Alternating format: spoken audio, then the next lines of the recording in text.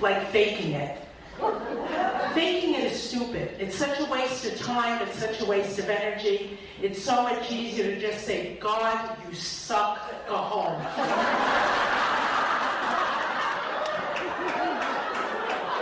I see the young girls on TV lifting their shirts for plastic beads on Mardi Gras. How demeaning. I tell the young girls, you're going to lift your shirt for something plastic, make sure it says Visa on it. I know things. I don't have cellulite. You look like you wanted to know, sir. I don't have cellulite. I just tell everybody I got caught in a storm.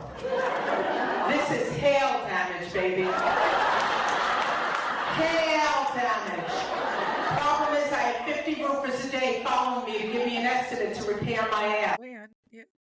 All right. Hey, everybody. This is the Funny Women of a Certain Age podcast. And what you just heard was Linda Belt doing her stand-up. And we're going to hear her again because I'm going to say hi to her in just a second, right after I tell you that this is episode number, and I pause here for the silence where I'm going to put in a sound effect later. 10. Ta-da! It's all about editing. So hi, Linda Belt. How are you? Hello, Miss Shelly Colman. I am good. Thank you for having me today as your I'm delighted. guest. I like your hat. Is that turtles on your hat? You know what that is? That's the Life is Good. Oh, yeah. The Life is Good. And yes, there are 3 turtles. And the story behind this was I was in Baltimore visiting my son having a bad hair day and went into the local CVS. And that's how I ended up with a 3 turtle hat. But I do like it. It is nice. Now, of course, this is audio only, so people are just going to have to imagine that you have 3 turtles on your hat. 3 turtles on you. I also want to say hello to Leighann Lord, who is joining us again. How you doing today, Leighann? I am living on Earth in interesting times. All right, I got it.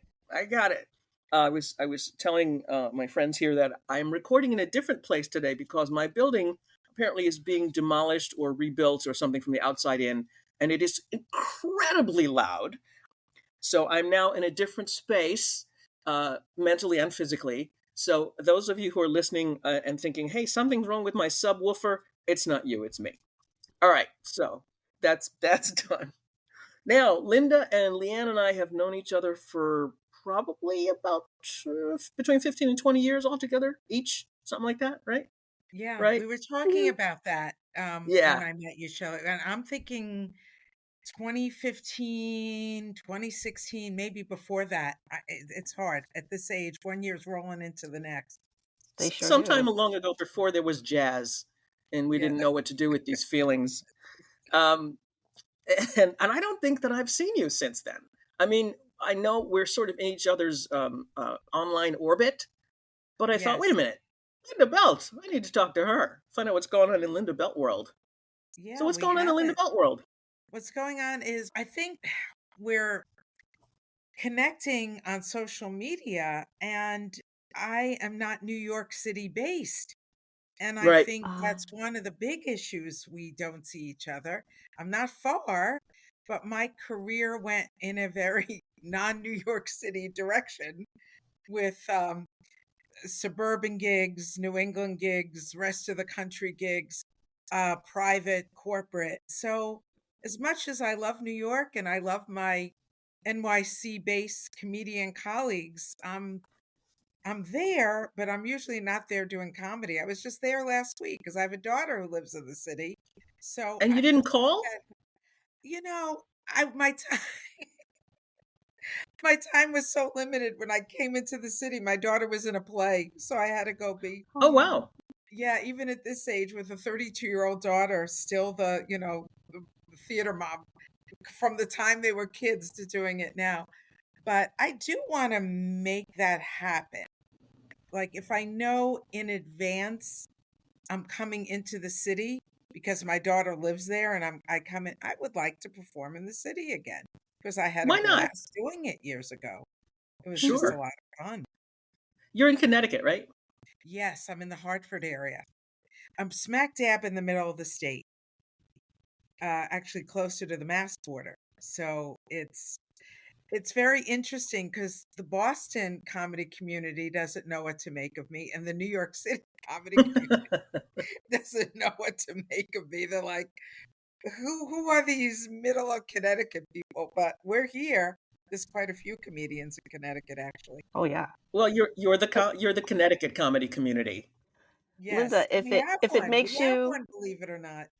Oh yes, of course you do. Linda, I'm in Queens, which is a mere 12 miles away from the city, and I don't get into the city as much. I'm like, oh, what day is it? Is there parking? What time is the show? You know, your priorities get a little different. Like, do I really want to spend my time sitting on a bar stool, you know, in the hopes of a spot? Yeah, yeah. Because January will be 21 years for me from, Wow. thank Congratulations. you. And I look back at this, and the goal back then was, oh, the city, the city. And then everyone has a different path. And it Yes. is amazing to me. And I love watching my colleagues, especially my women colleagues, shine. And I look at the path that everyone has taken, and it's a little different. So there is no formula to this. And the whole big thing I had to get out of my head that the path just had to be New York City based. And once I got that out of my head, my career actually took a very different turn, and it was a very good turn. So, congrats to everybody and whatever that path may be for them. And I'm like you, Leighann, with the parking. I'm like, no, I don't think That is the center of my life right now. Is there parking? Like, what provisions me, have been made? Metro North or Amtrak for me to get there. So I'm like not even dealing with that. Yeah, I took the train in the other night, and I was like, oh, this is just so common. I am so above this. Hey, if it's good enough for Keanu Reeves, okay, it's good enough for me. What of? Is he on the New York City subway? No, see, I don't. If he is, I'm coming down. Yeah, I haven't seen Keanu on the E train, y'all. So Well, there is no spoon. There is no Keanu. There is no spoon. Story about the subway. That's a line from The Matrix, my dear. You are showing your non-geek cred right there. I am very deep in geek, but only very narrow. See, Okay, it's not okay. broad geek. It's deep. There's a Matrix geekdom, blue pill, red pill. There is no spoon. The whole deal. I'm way nerdier than I want to be right now. But yes. Well, my geek is of longer standing than yours, merely because I've been at it longer, and very, very focused. Very focused. Like it's a laser of geekdom. I hear you. I hear you. You and I share that same laser, and I'm very happy with it. Live long and prosper, everybody. Peace and long life. So, Linda, don't want to leave you out. That for the rest of the day, Shelly. Thank you. Going like this. Switching I just did the Vulcan salute, just for those of us who are listening. And Leighann is doing it, and Linda's not doing it. Ha ha. Linda, we can change that to Linda is attempting. Is it? No, Linda's throwing up gang signs. Yeah, you know what? It's a good exercise for fingers. Actually, I'm feeling a little stretch in the tendons, so there's a plus side to that. Just to let you know, I was that Star Trek fan for years who couldn't do it. I could have gotten handicapped parking at conventions, so I actually had to practice how to do this. That did not come naturally to me, and I was tired of not fitting in. That's how peer pressure works. Thank God we don't do heroin. Speak for yourself. All right. So I'm sorry. Linda, you started to say you had a funny subway story. I'm always up for those. Oh yeah. Just about bumping into people you never know. It's not that funny a story. It was more of an ironic kind of story. So somebody wrote on Facebook, were you on the A train the other day? It was a Facebook friend. He was somebody I never met, but another New York-based comedian. And I go, yeah. I said, I got on at 23rd Street. I was going down. He goes, I saw you. And I thought, wow, was this like a celebrity sighting? Like exactly. Yes. I saw my Facebook friend Linda Belt on the subway today. It's like, and the best part is it was Keanu Reeves who saw you and went, oh my God, it's Linda Belt. But that was so funny. That was just this Facebook friend, he goes, I saw you on the subway. Didn't say hello, but thank you for saying you saw me. Didn't come up Well, and, you celebrities are very busy people. They didn't want to bother you. yes, didn't want to bother. It could have been a quick moment, like either you were getting on the train, they were getting off, like, "Hey, Yeah, was that?" Or if they weren't sure it was you, they that's didn't wanna be exactly what it was. creepy. Wasn't sure. And I think they would come Yeah. across as creepy, but it was just funny because of all the millions of cars you can get into and the millions of people in the Of all the city. subway cars in Of all the all the world, you had subway to cars walk in into this mine. joint, right? You had to walk into this joint, right? So you don't know. So stay on that subway, Leanne. Don't fight with that parking because you don't know who you're going to bump into. Well, see, now see, this is completely the opposite of my experience. I have lived in Brooklyn my entire life, and when I went to high school, I started going in seventh grade, and it was in Midtown Manhattan. So I had to take the subway every day for 6 solid years. Yes, 6 years of high school. That's a different story. But anyway, so every day, twice a day, with the commuters, and it was weird because I was a 12-year-old girl when I started, and then I never got much taller. But I was in there with all the businessmen, with the briefcases and all of that. And sometimes I would be doing my homework or reading my English book or whatever, and the Wall Street Journal, and it's all like elbows in my face. So that was my introduction to the sub. So anyway, so I have ridden the subway. The only 4 years when I wasn't riding the subway every day was when I was in college. I went to school in Illinois. So I'll Oh, come back and let's just get on this. It never occurs to me not to take the subway. That's my life. Wow. Well, I mean, that was my that life was isn't your the mode of subway, but transportation. that's how I get around. Well, I live on the ass end of Queens. Yeah. They would call it a two fare zone back in the day. Because Yes. I would get off the train and then still have to take a bus. And doing that in the early days of my comedy career was not ideal because we Right. get the late spots. And Yeah. I actually think that is a factor in the development of female comedians. Do you really want to Yeah. be on the train or the bus at midnight? And this is pre Uber, Right. pre all of that. And even then that requires Right. money, to Right. get around. So I had a car when I graduated college, and that's what got me in and out. Although I would park and then maybe take the train in. Parking did seem easier.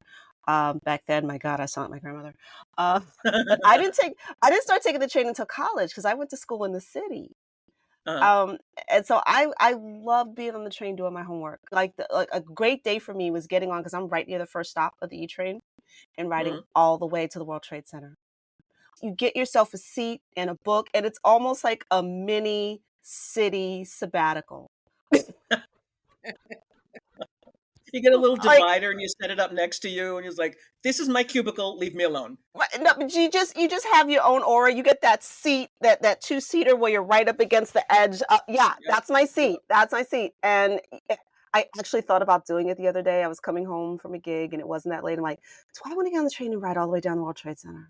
Like, it still gives me that that moment of that's my quiet zen. Well, not quiet because all sorts of humanity is Yeah. happening. So you can either people watch or read or write, and it really is a wonderful use of one's time if one is going to be on the subway. Being an Yeah. actual strap hanger, not so much. Well, that's my arm just automatically does that. It's just Right? Yes. That's the New York City strap hanger salute. The arm in it's the air, clutching. Yes. It was always too short. I had to hold on to the pole. Perhaps that's Oh. why I took a pole dancing class as an adult. I don't know. wait a Maybe minute. it was- Wait a minute. All And the engines show full has stop. taken a turn. All Here we engines are. full I stop. grew up in Jersey City, so we were very bus oriented. The subway Oh. was the path train to go into New York, but to stay within Jersey City to go to work, like when I was in high school, to go from my house to Journal Square, that was a bus. So I grew up in a city. So it was definitely buses. And like you said, Leanne, a lot of two zones. Sometimes you had to go from one bus to another, and you got your Yes. transfer. You had to ask how to Yes. transfer. So, but I was No. able to walk to school. When I had my first job in high school, I took the bus. And when I worked in my parents' store, like starting at age 12, I guess my parents were not aware of child labor laws, because they made their kids work. Yeah, my parents owned a dry cleaning business that I worked in as a kid. That was very pleasant in the summer with the smell of the chemicals and the heat. It was wonderful. It was a very, very, very pleasant work. But I Now, always had. I was the only one in school with pressed jeans. Let's put it that way.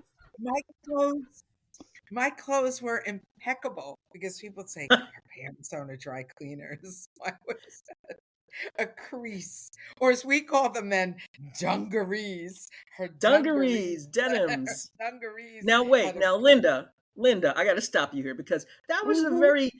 that was a very subtle dismissal of that comment about the pole dancing. You went back to Oh, your child. No, no, no, no, no. We're going to talk Yeah, about the pole dancing. we sure are. How, where, when, and Lord know why.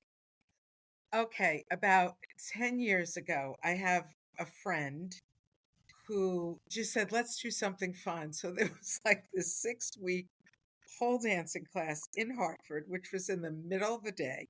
We show up, it's four middle aged women, including the two of us.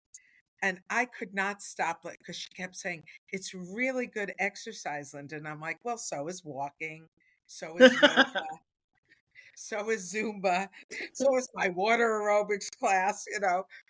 But we howled from beginning to end. I was terrible at it, terrible, but it was it was It's not an easy class. it was not easy. You You need watch some of these girls who are at the top of their game, your core has got to be rock solid. Oh yeah, it was not easy, but we had such a good time. And the best part was how we went to buy shoes for class at the adult shop. And the woman, here we were like, what are we talking about? I was 50, and the woman in the store goes, where do you girls work? We're like, we were legit. And I go, believe it or not, there's this club that hired us for men who have fetishes about older women. And this poor saleswoman actually believed me. And I go, everybody has their thing.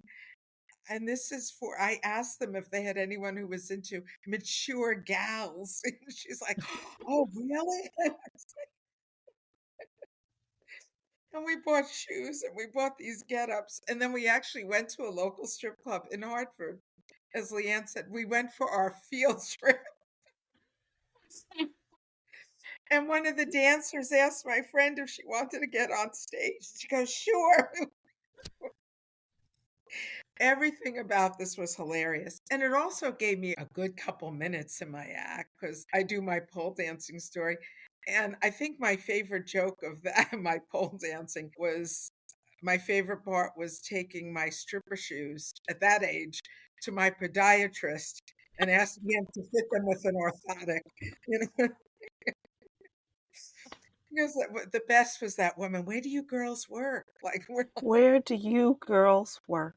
where did we work? She thought like we were, and we were like, there are these clubs that will hire women for young guys who come in who like older gals. And she goes, oh yeah, that's a real thing.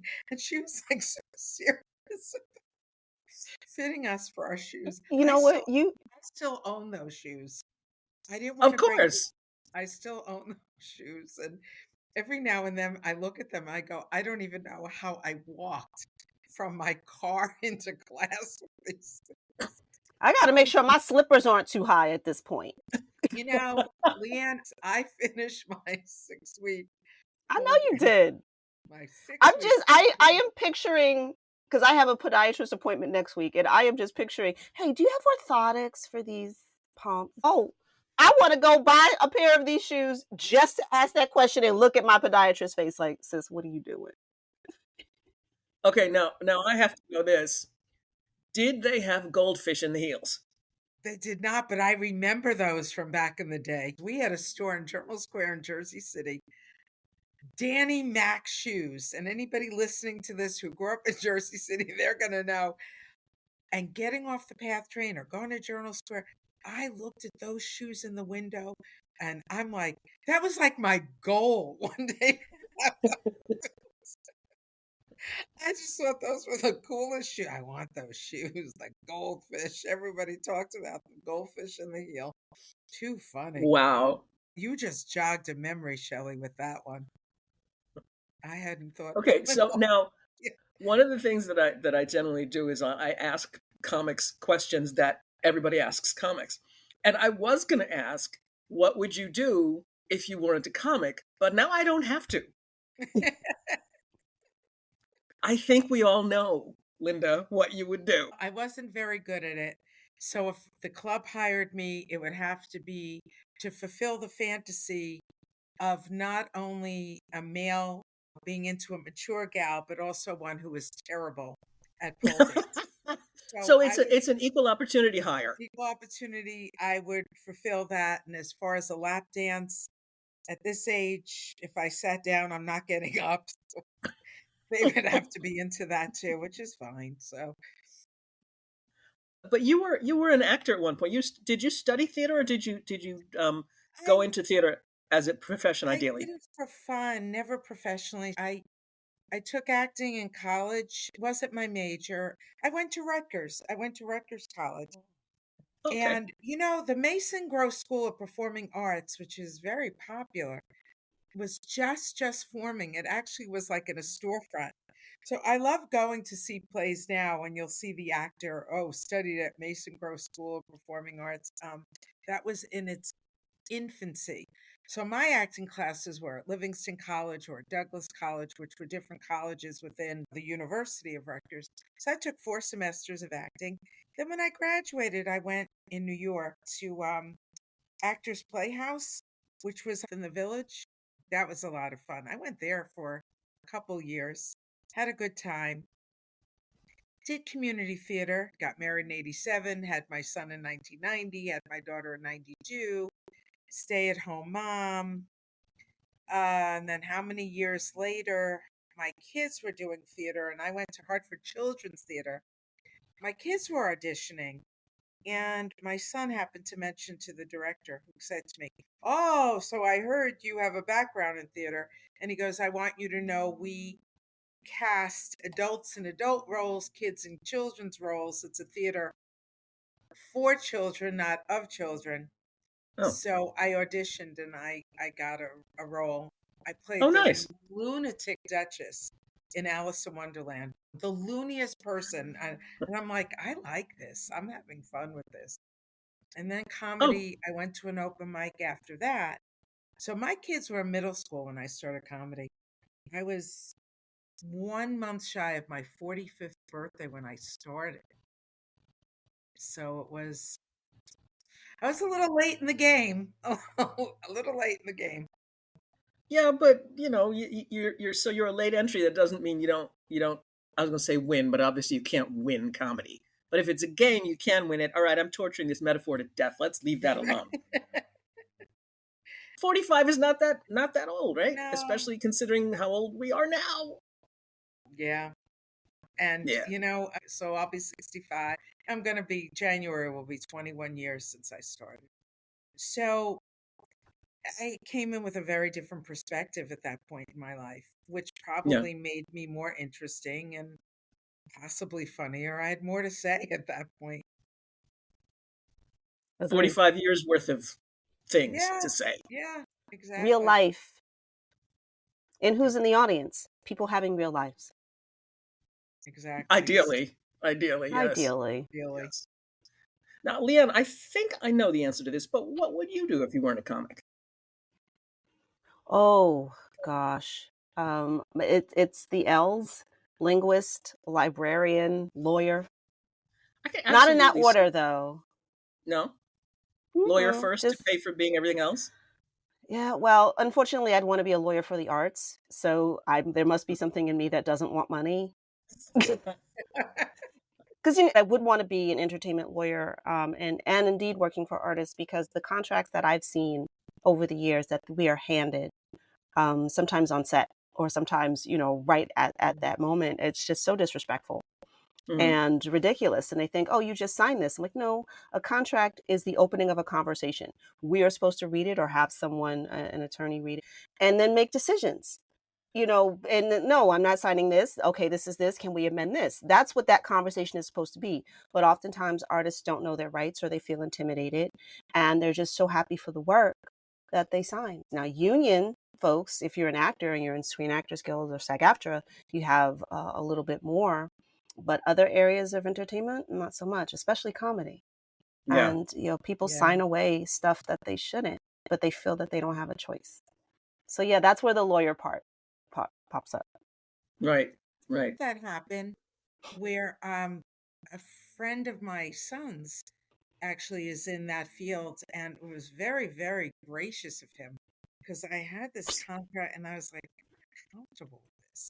It was like signing away how they could use your material and Yep. how they can use your image or a Mhm. video. And I sent it to him and he did it gratis, which I thought was very, very nice. He goes, I'll take a quick look. And he wrote back immediately in an email. He goes, I would not sign this. And I didn't. And I was glad I took that step. And Yes. then they made the change.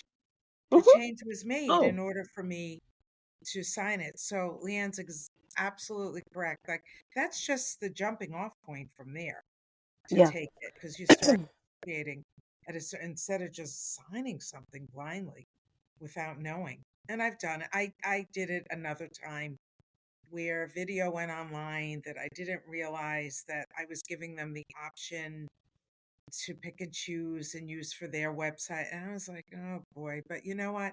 That was on me. That was my fault. But live and learn, and it won't happen again. Right. I guess that's the advantage of starting a new career older, because you know things from other Yes. your life that you Yes. can apply, theoretically at least. Theoretically. Now, did you said you thought you knew what I would want to be? Did it match what you thought? I thought librarian, actually. Okay. So I was Oh, yeah. 1/3.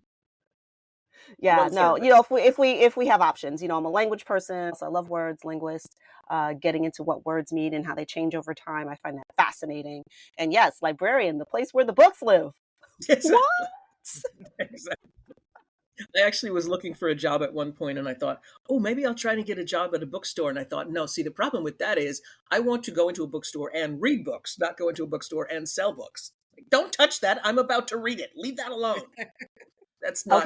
yes. I used to work at a bookstore in college. Oh, yeah? It was, yes, and it was my still in aside from comedy, my favorite job. Oh my gosh, I loved it so much. I worked at a B. Dalton's. I still have my name tag on my board. And I read tons of books. I don't even know how I made any money because I would turn around and spend it and use my 30% discount. And my section was the literature section, and I was always in there alphabetizing and organizing and making it beautiful. It was insane. And I always thought, if comedy doesn't work out, oh, I'll just go back and work at the bookstore. Huh. Not quite the fallback plan I thought it would be. Hey, well, it's no pole dancing. That's all I can say about it. No, nobody cared about my core at the bookstore. You know what? Lawyer was up there for me too. I thought about that going to law school after college. Well, and I was an elementary school teacher in a Catholic school. You've had a whole bunch of jobs, I Linda. taught 5th grade and Oof. 7th and 8th grade. Yep, right after college. In a Catholic school. So that was certainly interesting. I remember going for the interview and the nun hiring me, I said to her, do you know I'm Jewish? And she goes, yeah, I know. Like it wasn't a big deal. And I was like, well, I guess they'll hire anyone. But anyway, they were desperate. It was mid-year and a nun left and they needed a fill-in. I was like, okay. So I guess and I've done that joke actually in churches with priests and nuns in my audience. I said, you know what my takeaway was? You people will hire anyone. That's what you do with the kids. Did they make you wear the wimple? No. No. But my favorite part was, now this is in the early 80s. There was one nun who was very progressive at that time, Sister Andrea. she wanted to introduce what they called family life to the eighth Oh, grade girls. And she goes, you were teaching the bio for eighth grade, so this is going to be on you. And she goes, just, use the book. It was their term for sex ed. And yeah. I thought it was extremely progressive for that time. And they left that up to me. I was, I was like, Okay, that, girls. First, we're gonna take this pole dancing class. that's right. Then we're gonna get you some shoes, and then we're gonna go on this field trip. And here we're gonna have this 22-year-old Jewish woman right out of college teaching our Catholic girls family life. I was like, okay, this is good. And you did And it. I did it. And the best part is several of my former students years later found me on Facebook. And I am in touch with a lot of my former students. Isn't And a that couple of the great? girls remembered that class. It was wonderful, especially and I didn't even realize at the time, you have no idea the effect you can have on somebody or how they remember you. I had two of those students write to me when they found me, and it was through this Facebook site of the school. Mm-hmm. And I saw my name. I don't know how I ended up there because somebody wrote, do you remember that really young teacher we had? I think she was Jewish. Her hair was really short. She looked like Pat Benatar back then with the short hair. And I was like, oh my God, I think they're talking about me. So I chimed in. I go, I think you're talking about me. And two of those students wrote to me that I was their favorite teacher. One Aw, wrote she became a PA because she loved my biology class, probably not the family life class. Somebody else wrote they loved reading because of me. They just, you just never know. And that That's was that's wonderful. beautiful. was just like what we do.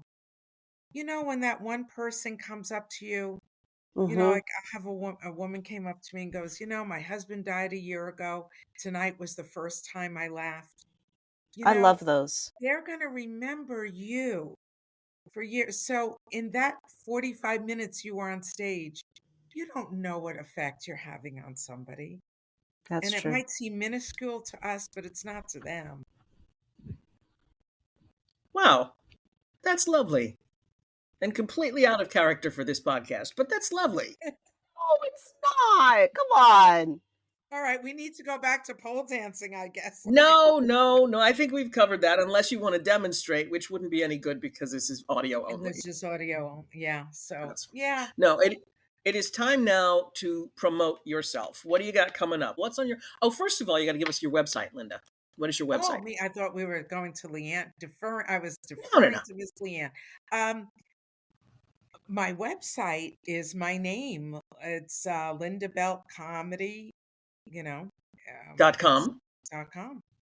Okay. And there So is what do you got coming up? coming up. I am working in Chicopee, Massachusetts tomorrow night. Then Where's next week, that? Chicopee is Where's right Chicopee? over the border. It's near Springfield, Mass, Okay. the Connecticut border. Yeah. And that is a fundraiser. Oh, cool. For And what? it's called Harmony House. And that's funny raising comedy. That's Jess Miller's. Oh, yeah. Yeah, that's Jess Miller's production. And then next week, I am in Durham, Connecticut for another fundraiser. That is going to be on the 16th. And on the 17th, I am in Miss Carol Montgomery's Funny Women of a Certain Age at the Bijou Theater in Bridgeport, Connecticut. I'm going to be with Carol and Carrie Louise. So Nice. that's where I am. And then I have gigs coming up that following week, all on my website. But one is at a senior center, which I seem to be on a roll for those, which just I think speaks to my demographic. which I'm fine with. I'm So fine. naked border, do you burst into flames or something? What happens? So, No? you guys need to come up. Leann's up this way. She comes up our way. I sure Um, do. yeah, believe And I it have or not, family in Connecticut, so but believe it or not, for a smaller state, we have a lot of comedy. you We have a do. lot going on here every weekend or Cool. something. Nice. I have nothing against Connecticut. I just don't have a car, Yeah. so it is not. I can't get there. Well, you have Metro North, you have Amtrak. You can get here, Shelly. You may have to go back on that train to get here. But we're here. We're here. Okay. All right. Well, Okay, thank you Leighann, for your asking. turn. I actually had to look at my schedule like, oh my gosh, what am I doing? Because, I've been taking life very much day by day. But I have two Funny Women of a Certain Age shows coming up. One is actually tomorrow, which folks will miss, but I'm happy to hear it's almost sold out. Oh, That's out cool. at the Suffolk Theater, return engagement there. We've been well received and been brought back several times. And then the next Funny Women of a Certain Age event is in Wayne, New Jersey. And so I won't rattle off a list, but I will let folks know if you go to a veryfunnylady.com, because only slightlyAmusingLady.com wasn't available, is where you can Yeah. find all things me. I'm always updating my schedule because the gigs sometimes come out of nowhere. You never I always know. like Great. Uh, To update, yeah. I always like the ones that you do that are not straight up comedy. When you're hosting something or you're oh, thanks. I mean, I've never gone to any of them. I don't like them that much, but I'm interested in those. Yeah, I just did I was the MC for American Banker's Most Powerful Women in Right. Banking. We're talking like the banks, like the biggest American banks in the world, and CEOs, CFOs, COOs, just incredibly powerful women across the diaspora, so to speak, and to make a room of jaded financial professionals laugh, in addition to sort of moving the festivities along. I mean, Linda, a good MC, a good host is worth their weight in gold, and there are a lot of avenues for comedians. Our skills are multifaceted and multi-purposable. So if you figure out how to do that for yourself, you're doing okay. All right. Yeah, I just did a fundraiser last night and Mhm. it was so well received. I was in between a DJ doing music and then a keynote speaker who went way more serious than me. People told they loved it. They just needed Yes, that little break. right. Yeah. So, it's Because somewhere in there. it's either you or the head of the planning committee, which, no shade, Right.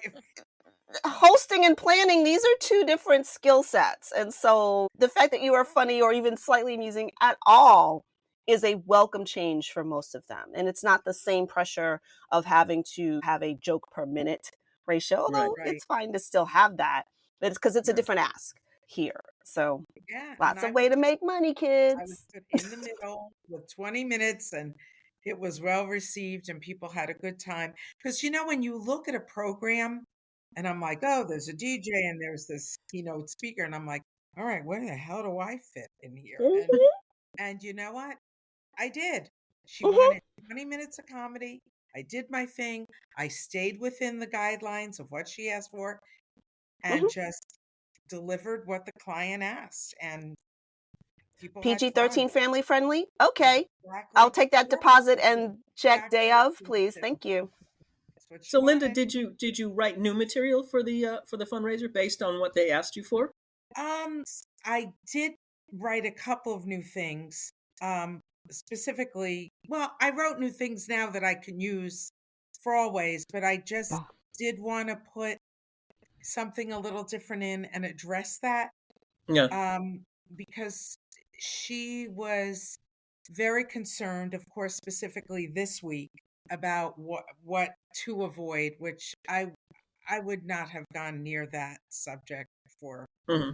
A client didn't even need to tell me that.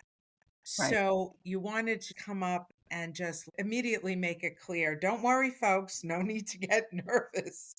I'm not going there.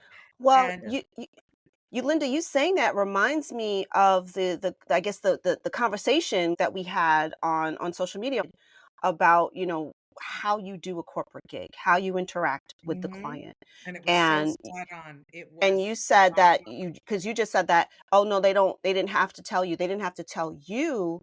But yeah, a lot of times I would prefer that the client be very clear on what their expectations Mhm. are.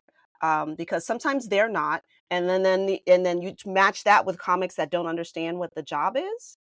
And then they come in and Yeah, it's not a love match. It is a terrible thing. And then all of a sudden they're not doing comedy anymore because both sides weren't clear right. That was about exactly the what they point needed. that we talked about, where I said, unfortunately, if a comedian is so bad and off the mark and wasn't the appropriate comedian for that particular gig, that particular event, the organization might say, boy, that was a fiasco. That was a Yeah. disaster. We'll never have comedy again. So I did have a contract with them last night, and I was very specific about rating, about all that. And some of the Hmm. contracts that I've written are so, or I've had friends who go, Linda, do you really have to tell people this? I have in my Yes. contract things as, if these are round tables, you will make an announcement before the show that people will turn around. And people have said, seriously? And I go, seriously. Seriously. I actually have Wow. I write that in my contract. You've No, suggested things when we've worked together. I'm like, oh, this is great. And I've put it in my contract template, you like, know. I have no food service. That was in my contract last night. No food. And what were they doing? They were serving the coffee while I'm Right. up there. And I Hmm. was, Wonderful. I wanted to make a joke about that. Okay, let's pass the cream now. Who has the sugar? And I'm like, seriously? They didn't Yeah. have the meal, but now I'm like, I put no food service. But am I going to call the client today and say, I got paid, Well, but oh no, I part of was it is going to say, teaching them how to do a show. They don't know. They go, oh, comedy's a great right, idea. And then may not know all the elements that make it easier for us to give them a good show, yeah. you Yeah. know. And So next time yeah, I'll be no even food more service. specific about food service includes coffee. Because you're walking around the table, and Right. Food and beverage service. You food just and add in beverage. right. Because now, last night, which I've had that, I will always say a bar can remain open where a person can walk to the bar and get it, Hmm. as opposed to a server. Because last night I was dealing with decaf irregular. But I'm doing It's like like, oh, performing through the check spot. right. I'm like, is my act decaf irregular?